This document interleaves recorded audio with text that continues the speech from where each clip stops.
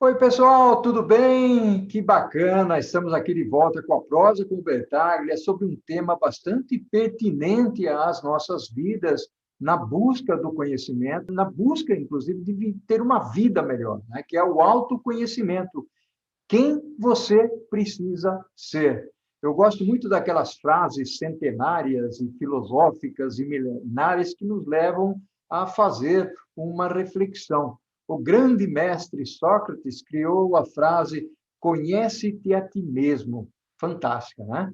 E esta frase, ela se transformou no motor da filosofia e é essencial, principalmente no aspecto do saber, da sabedoria.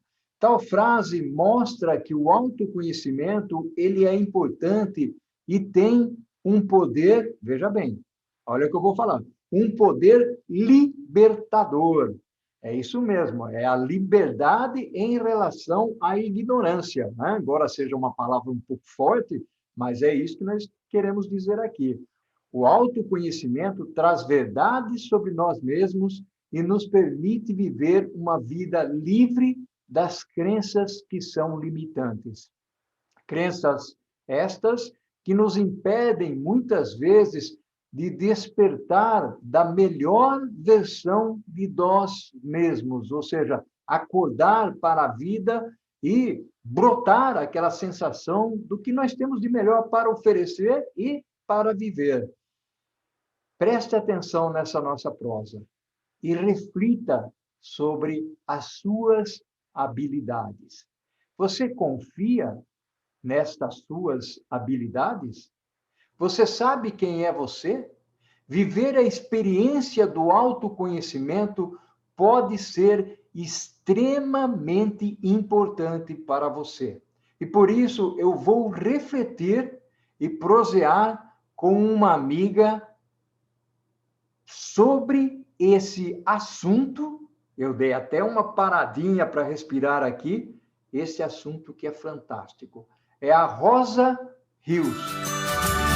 Oi, Rosa, que bacana, uma honra enorme tê-la aqui participando da nossa Prosa com Bertaglia, a prosa que tem atingido aí um número bastante grande de pessoas, tanto do ponto de vista daquelas que querem aprender, conhecer mais coisas relacionadas à parte técnica, porque aqui nós falamos de logística, supply chain, finanças, logística reversa, tecnologia, liderança, mas também tem o lado mais emocional, mais individual de tratar a pessoa. Bem-vinda, Rosa! Oi, Bertaglia, prazer estar aqui, né? Para mim, uma honra muito grande, inclusive, poder compartilhar sobre esse tema tão interessante que está também, né, aí sendo bastante discutido, né? Essa necessidade que nós estamos tendo de voltarmos lá atrás na nossa história, de nos conhecermos de fato, enfim, de refletir um pouquinho e de pensar na vida, né, no futuro, trazendo, resgatando quem nós somos de verdade, né? Que bacana, que bacana. Ô, Rosa, nós já papeamos algumas vezes aí, Sim. mas nós nunca trouxemos esses papos aqui para a prosa com o Bertaglia, né? Nós estamos trazendo agora, e uma das coisas que eu gostaria de explorar contigo, nesse contexto do autoconhecimento, é a consciência de si, da pessoa. Mas eu sei que você tem aí um viés, né? A linha metodológica. Então, eu gostaria que você comentasse um pouco sobre isso e depois você falasse da metodologia, logicamente, mas falasse também da consciência de si, para nós caminharmos na jornada do autoconhecimento. Sim, verdade, Bertaglia. Como eu falei, né, na verdade a gente sempre resgata essa história, essa viagem lá atrás no tempo, né? Porque todo mundo sabe que a primeira infância é o período ali onde se forma a personalidade de qualquer ser humano. E nessa metodologia que eu utilizo para mim mesma, aliás, eu iniciei toda essa experiência, né, comigo mesma, como foi que isso chegou na minha vida. Então, tudo parte dessa história lá atrás, né? E todo mundo sabe disso. Só que o que mais me surpreendeu nessa história toda foi entender que o meu corpo pode revelar como a minha mente funciona. Entender que no meu corpo estão marcadas as experiências que eu vivi na minha infância e que me tornaram quem eu sou hoje, né?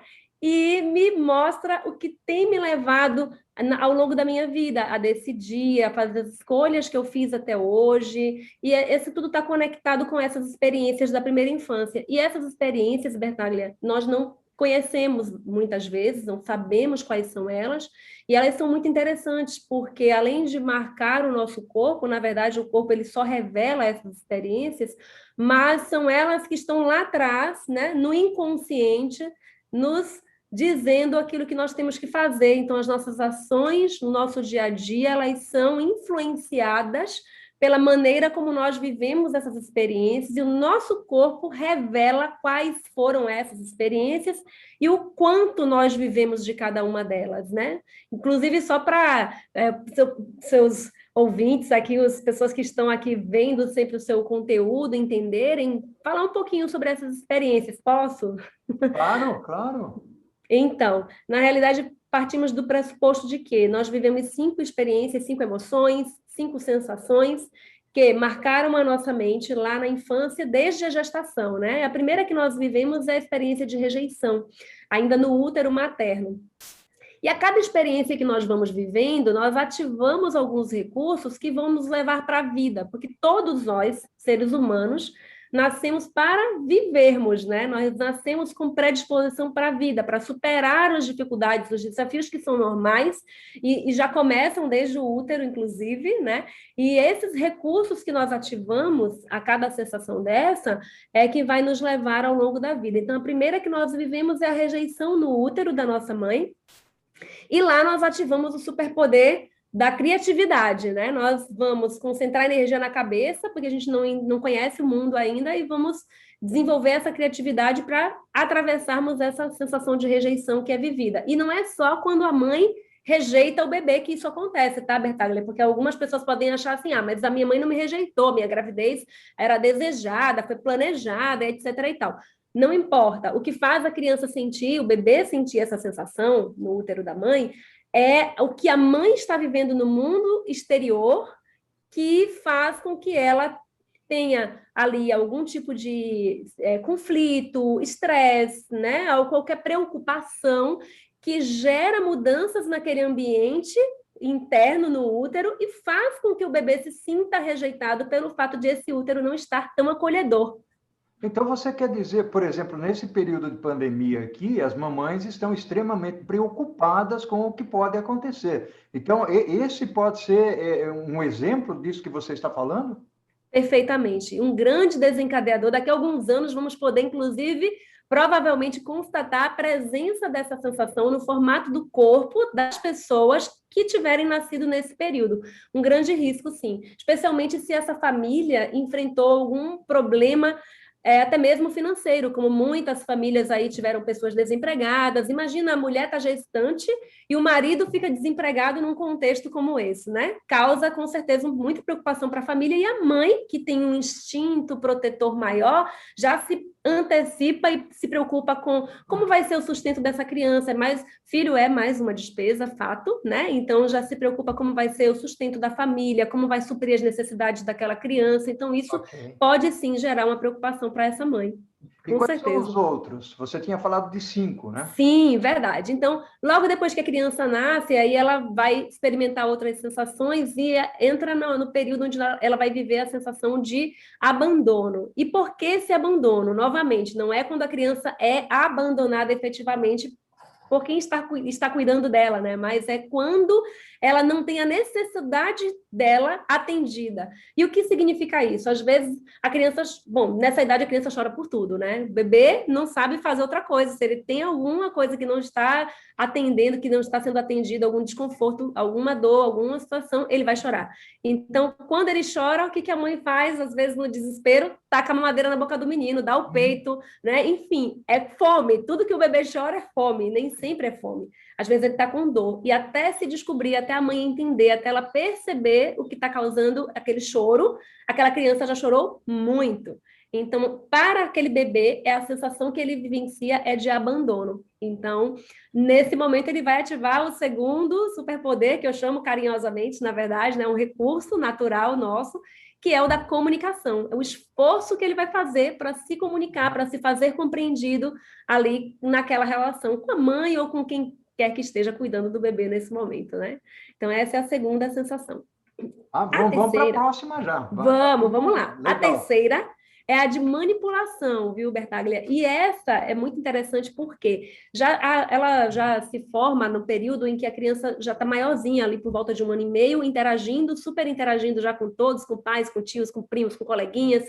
E o que a criança vai aprender nesse momento? Ela vai perceber que as coisas que ela faz chamam mais atenção, são mais interessantes para o adulto do que ela própria, né? Então, a criança aprende a cantar, aprende a dançar, aprende uma música nova, aprende várias coisas e os adultos começam a se interessar pelo que ela está fazendo de novidade, né? Então, ela vai sentir essa manipulação e ativa o superpoder, né? O terceiro superpoder aí, que é o da liderança, o da negociação, o da articulação, é quando ela vai perceber que ela consegue influenciar, vai conseguir chamar a atenção do outro, né? Vai conseguir atrair a atenção do outro com aquilo que ela faz. Ou seja, ela vai sempre dar algo em troca para receber atenção, para receber algum tipo de, né, enfim, de apoio mesmo daquilo que ela esteja precisando. Então, essa é a terceira sensação. A quarta, já que vamos dar uma tirada direto aí. Vamos descrevê-las. Uhum. A quarta é a de humilhação, que é vivida no período do desfraude, e ela acontece quando, nesse processo de desfraude, a mãe, ao retirar a fralda da criança, né, deixa ali a criança com roupinha mesmo, normalmente até um shortinho, ou calcinha, ou cuequinha, quando é o menino ou a menina, e aí a criança que não está ainda preparada para esse desfraude total, acaba fazendo as necessidades fisiológicas num local inadequado, em cima do tapete, em cima do sofá, em cima da cama, né? E o adulto, às vezes, vem com reações de chateação, de irritabilidade, né? Então, vai descarregar naquela criança uma série de reclamações e brigas e tudo mais, e ali a criança vai sentir a humilhação por ela ter feito algo errado, por ela ter feito o que não deveria ter feito naquele lugar. E ela vai ativar um superpoder para não sentir mais essa sensação, que é o de planejamento. Vai ser aquela pessoa bem metódica, bem detalhista, que vai pensar e antever qualquer risco de erro, né, para não ser humilhada novamente. E, por fim, a quinta e última, que é a de traição. E ela se dá no período de 3 anos e meio, na idade, né, quando a criança está nessa idade de 3 anos e meio, ela começa a perceber o mundo em pares, ela vai perceber que o pai tem a mãe, que o tio tem a tia, que o avô tem a avó, e vai despertar, o primeiro despertar da criança para a sexualidade. Ao tocar os seus órgãos genitais, ela vai perceber que a sensação que ela tem agora é diferente da que ela tinha antes, né? Então, ela vai começar a ver todo esse movimento acontecendo e vai também querer um par para ela. E a criança vai entrar naquele triângulo edípico, né, que Freud fala, e ela vai buscar no pai, a menina vai buscar no pai esse par para ela e o menino vai buscar na mãe, só que não vai ter, né, essa reciprocidade, porque cada um já tem o seu par. Então, ela vai vivenciar essa primeira experiência aí de ter sido trocada, né, de ter sido traída, porque não teve o par que ela desejou. E é aí que ela vai desenvolver, ativar o poder da competitividade para se tornar competitiva e não perder mais, né? Na próxima disputa que ela tiver que ser escolhida, ela quer garantir que ela será ali a pessoa escolhida. E cada uma dessas sensações, Bertaglia, ela vai marcar o nosso corpo de uma forma diferente. E todos nós vivemos todas elas. O que muda de uma pessoa para outra é a intensidade com que nós vivemos cada uma delas. E é isso que determina a maneira como nós pensamos, a maneira como nós agimos diante dos fatos ao longo da nossa vida inteirinha. E é interessante isso que você está falando, porque normalmente nós desconhecemos todos esses fatos, né? Porque Perfeito. Eles aconteceram lá na origem, quando nós éramos pequenininhos e tal. Rosa, Sim. Está fantástico o que você está trazendo aqui, até porque você deu uma introdução, formou uma base para nós continuarmos a falar do autoconhecimento. Então, gerou-se aí uma massa de informação que nos permite caminhar para esse segundo tempo, vamos dizer assim. E aí que eu queria dizer para você é o seguinte, vamos fazer aqui um breakzinho, né? O primeiro bloco nós encerramos, nós vamos agora para o segundo bloco, onde nós, com essa base construída de informação e de conhecimento, nós vamos para o segundo, onde nós vamos falar do desenvolvimento, do reconhecimento, né? E do desenvolvimento em relação ao autoconhecimento. Pode ser? Perfeito, excelente. Rosa, está fantástica essa nossa prosa. Eu estou gostando muito, até porque faz traz uma reflexão bastante profunda em relação às nossas vidas. Enquanto você estava falando aí, eu estava tentando aqui recordar algumas fases da minha infância. Logicamente é um pouco difícil, faz mais de 60 anos, né? Mas mesmo assim consegui aí refletir um pouquinho. Eu queria agora, Rosa, conforme nós combinamos no final do primeiro tempo, partir um pouco para essa figura do autoconhecimento e, como você falou, aquele histórico, ele proporciona uma série de elementos, né? Você chegou a comentar sobre a insegurança, medos. Vamos lá, você comenta sobre isso. Sim, é verdade, Bertaglia. Inclusive, essa questão da insegurança, né, dos medos, é muito interessante. Por quê? Porque todos nós temos insegurança, todos nós temos medo. Mas de que nós temos, né, e por que temos esses medos, é aí que entra toda essa questão, né, dessas vivências que nós tivemos lá atrás. Por quê? As pessoas que vivenciaram, por exemplo, a dor do abandono, ela vai ter medo de ser abandonada. Então, muitas vezes ao longo da vida, essa insegurança que ela tem é justamente por conta dessa sensação que ela viveu. Então, ela tem medo de abandonar as outras pessoas, ela tem medo de reviver a dor, né? A dor base que formou a mente dela, formou a personalidade dela, e todas as ações dela no futuro vão resgatar essa dor no sentido de blindá-la para ela não ressentir essa dor novamente. Só que o que acontece é que muitas vezes, mesmo tentando evitar, ela acaba caminhando na direção dessa dor. Por quê? Porque, como eu falei, o exemplo lá do abandono. Então, aí você tem uma criança que foi abandonada, né, que vivenciou essa dor do abandono, não que ela foi abandonada, mas ela vivenciou essa dor do abandono, e ela constrói ali uma insegurança. Ela precisa o tempo todo de alguém com ela, né, de alguém auxiliando ela. Então, essa insegurança sempre vai remeter à dor base do traço.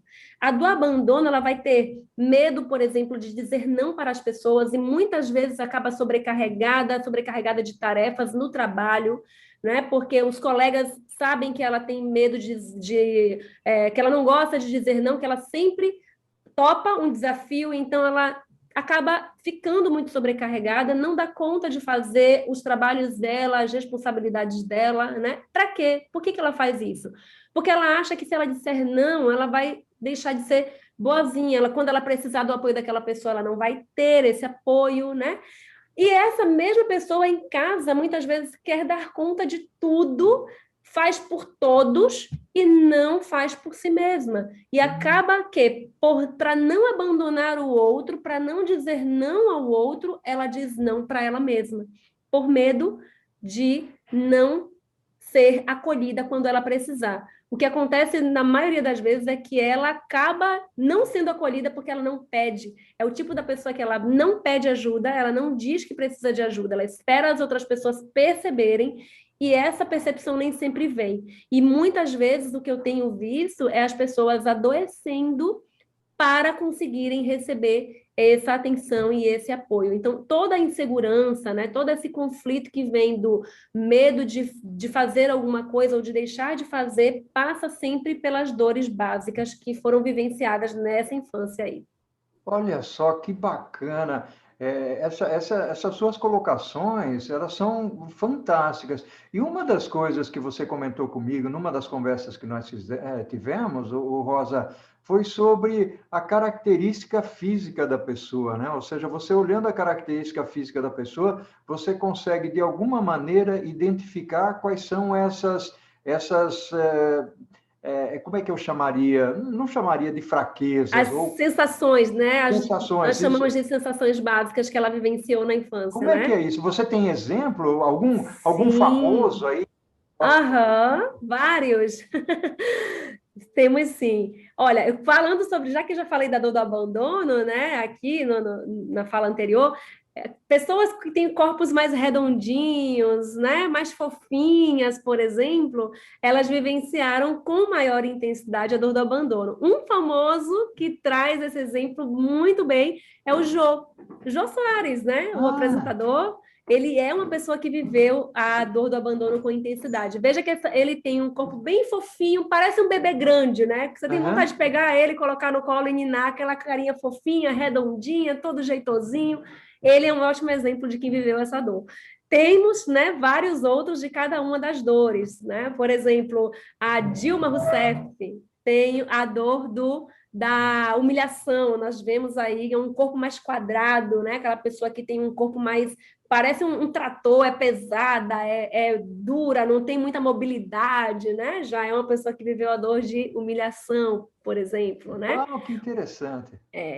Muito Você tem mais interessante. alguém? Tem sim. Olha, o Cristiano Ronaldo. Ah, Cristiano Ronaldo viveu a grande intensidade aí a dor da manipulação. Observe que se você depois até tiver na edição como colocar uma fotinho aí do pessoal, eles vão perceber bem essas características.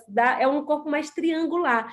Ele tem o ombro muito largo, né? E aí vai afinando o corpo. É uma pessoa que tem muita habilidade de liderar, de articular, de negociar. Inclusive, viu, Bertaglia, uma coisa muito interessante: as pessoas normalmente muito ricas, que têm muito dinheiro, têm uma tendência a ter vivenciado dor de manipulação e dor de traição como traços principais, viu? olha que bacana. E você consegue fazer essa leitura de forma virtual também ou não? Sim, totalmente. Se Hoje você eu olha para mim, já. você consegue falar? Sim, quer que eu fale? Fale. Ah, legal. Então, você viveu com certeza dor de abandono, viveu dor de traição e tem uma presença aí de rejeição também. Uau, olha só que interessante. Agora, olhando assim, né, nós conseguimos ver, ter uma visão, uma percepção do que a pessoa viveu em maior intensidade, mas hoje é possível verificar mesmo, sabe, Bertaglia? Dá para mensurar exatamente a quantidade de cada um que a pessoa viveu.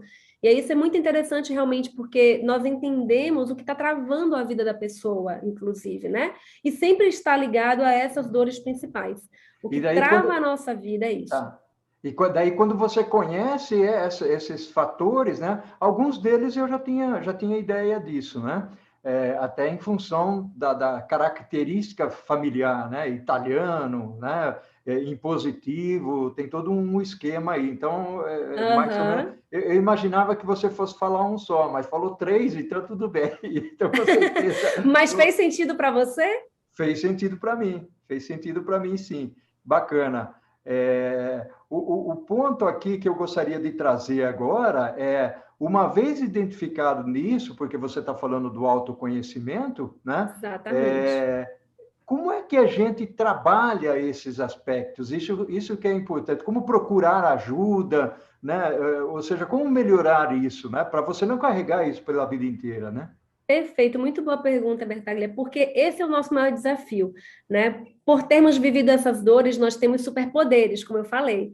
Eles só existem porque nós vivenciamos, porque nós passamos. E é bom isso, porque a gente se aceita como nós somos, né? Tem algumas pessoas que dizem, eu não gosto disso em mim, não gosto desse meu corpo do jeito que ele é. E o seu corpo só revela os superpoderes que você tem. E é por causa desses superpoderes que você pode ser quem você é de fato.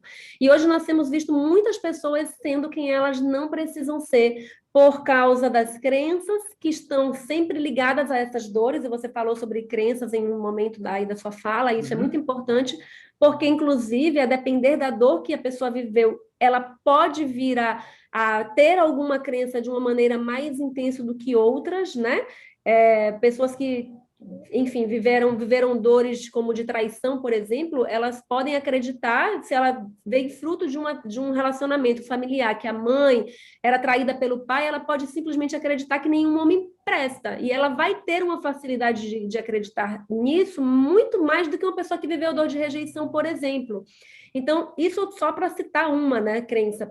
Nós podemos trazer todas, várias crenças, mas o fato de você entender qual é a dor que você viveu vai fazer você também conhecer qual é o superpoder que você tem e vai, fazendo essa verificação, né, poder direcionar para ativar esses superpoderes. Porque hoje, sem entender isso, nós andamos igual como cabra cega. Sabe aquela brincadeira de cabra cega que a gente brinca quando era criança? Hoje as crianças nem brincam mais disso, né? Eu acho que acabou na minha geração, inclusive.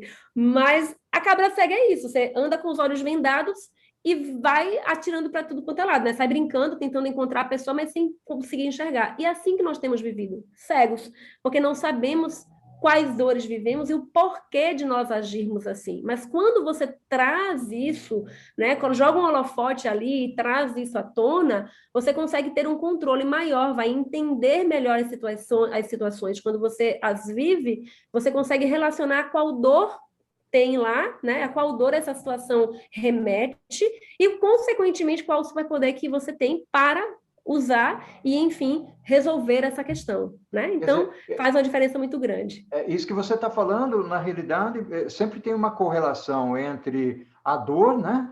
Que você fala a sensação, né? A sensação do abandono, da rejeição, do abandono, da traição. Você tem sempre um superpoder atrelado, né? Conforme você falou lá no primeiro bloco. E na realidade, todas essas sensações que a gente sente ao longo da vida, elas são geradas desde do período de gravidez até que idade que é? Até 3 anos e meio, 4 anos? Não, até os 5 anos. Em alguns casos pode chegar aos 6, mas em geral é até os 5 anos. Puxa vida, que história, que bacana. E aí, as pessoas desenvolvendo esse autoconhecimento, aceitar a vida dele, você se baseia nesse critério, ou seja, você identificou que ele teve a sensação a dor do abandono, né? E aí você vai trabalhar isso ao longo da vida dele. Vamos supor, eu hoje com 65 anos de idade, você citou aí três dores que eu tive, né? Logicamente, isso. Eu utilizei um pouco dos superpoderes aí para poder vencer na vida, né? Ou pelo menos imagino que sim, né? Mas se eu chego para você e falo, eu gostaria de fazer uma consulta contigo sobre isso. Então, você começa a trabalhar esses aspectos, independentemente da idade aí, é isso? Totalmente, né? Inclusive, viu, Bertaglia, foi até interessante você falar isso, porque falando em idade, hoje, uma das coisas que eu tenho observado é que nós temos muitos jovens adultos, não é jovem adulto, né? Adultos mesmo, 35, 40 anos, às vezes morando com os pais e dependendo financeiramente desses pais. E aí o pai e a mãe, ou a mãe, né, não consegue abandonar esse filho, porque na percepção dela, ela estará abandonando se deixar de acolher esse filho em casa. E isso remete a uma dor dessa mãe que está sendo projetada no filho. E nem deixa o filho ir, e nem a mãe se desvincula dele, nem o filho consegue construir a própria vida devido a todas essas questões.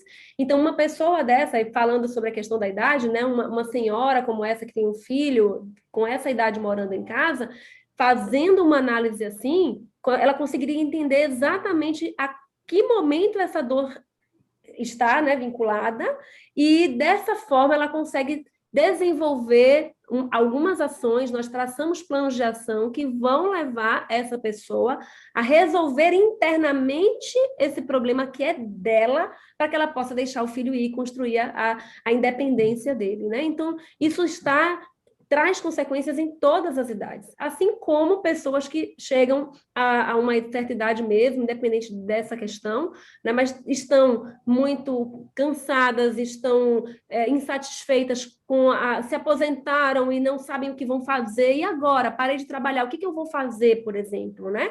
E aí resgatar isso faz todo sentido, por quê? Porque você vai ver o que ficou lá atrás, qual é o superpoder que você tem, como você pode resgatar tudo isso para ter uma velhice mais tranquila, mais saudável e no seu recurso, né?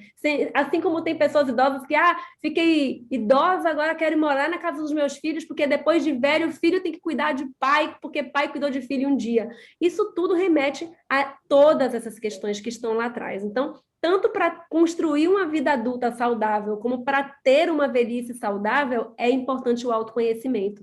E entender essas sensações de lá de trás vai fazer todo sentido para o seu futuro, para as suas escolhas, para aquilo que você vai construir, né, de sucesso mesmo. Então, quando eu falo de sucesso, estou falando de tudo, estou falando de sucesso financeiro e também ligado à saúde, também ligado a relacionamentos, porque uma coisa está totalmente conectada com a outra, né? Não existe hoje mais essa história de uma coisa, outra coisa, outra coisa. Não, é tudo interligado. Que bacana, que legal. Olha, eu quis trazer essa nossa conversa aqui para a prosa, né? Esse tema que você abordou, exatamente porque muitas vezes nós não conseguimos desempenho em nossas carreiras, em nossas vidas profissionais, né? Porque essa é uma prosa muito voltada para as pessoas que trabalham em empresas ou são empreendedores, e muitas vezes ele não consegue identificar, né, essa caminhada, essa jornada, o problema do desempenho, da performance. Então, e aí você trouxe alguns elementos, alguns ingredientes muito bacanas. Rosa, eu queria que você desse uma dica bem rapidinha, antes que a gente encerre aqui a nossa prosa, porque ela é gostosa, mas é curta, né? Algumas dicas Verdade. para as pessoas. A principal é você parar, né? Entender que você é um ser integral, que você tem um corpo, e mais você tem uma mente, e que essa mente registrou ali a sua história de vida. Então, parar para sentir, parar para perceber você mesmo, parar para olhar para si é muito importante. Então, tudo parte desse entendimento, de que você tem uma mente, que essa mente ela controla a tua vida e você precisa parar para ouvir, né? Pode parecer até meio louco dizer que você pode ouvir a sua mente, mas sim, você pode ouvir a sua mente para entender o que está lá dentro que influencia na tua vida hoje. Então, acho que a primeira coisa que a gente tem que fazer é essa escuta, né? Escuta de nós mesmos. Que bacana, que legal. Rosa, eu sei que talvez aqui eu esteja trazendo um desafio para você, porque a gente não combinou antes, mas você teria um livro, um artigo para que as pessoas que nos acompanham aqui pudessem ler e conhecer um pouco mais sobre esse assunto? Se você não tiver agora, você me passa depois e eu coloco no comentários lá do YouTube. Muito legal. Eu vou te passar depois, porque na realidade toda essa metodologia é fundamentada numa série de cientistas, né, que trouxeram suas contribuições. Então não existe, embora seja uma metodologia cientificamente comprovada, inclusive fruto de a ferramenta que mensura isso, né, todas essas informações do nosso corpo, é fruto de uma tese de doutorado de uma psicóloga brasileira, mas está em processo, né, de conclusão, digamos assim, de reconhecimento dessa jornada científica. Então, eles não publicaram o artigo em si ainda, mas existem, sim, alguns cientistas que vêm aí do século passado, que respaldam toda essa metodologia, e eu vou te passar, assim, para você colocar aqui no canal. Bacana. Rosa, enorme gratidão, tá? Um abraço virtual para você. Tenho Igualmente. certeza. Coisa de oral, ó, coisa de quem viveu a dor de abandono, tá jogando abraço, olha aí. É isso, né? Que legal, que bacana. Rosa, muito, muito grato pela sua participação aqui. Gratidão, né? É o exercício da gratidão e da criatividade, né? Tudo de bom para você, ao infinito e além, né? Amém, para nós. É isso aí, o que nós fazemos em vida ecoa na eternidade. Tá? Um abração É para isso você. aí. Igualmente, Bertaglia, eu que agradeço imensamente ter contribuído com todo esse conhecimento, compartilhando essa história, né, essa experiência, e que isso possa gerar muitos questionamentos aí nos seus ouvintes, em quem tiver acesso a esse conteúdo, para repensar suas escolhas, né, e fazer melhores escolhas aí, buscando no autoconhecimento um start, né, dar esse pontapé inicial. Muito bacana. Adoro pessoas especiais. E você foi muito especial hoje, tá bom? Gratidão. Fique bem.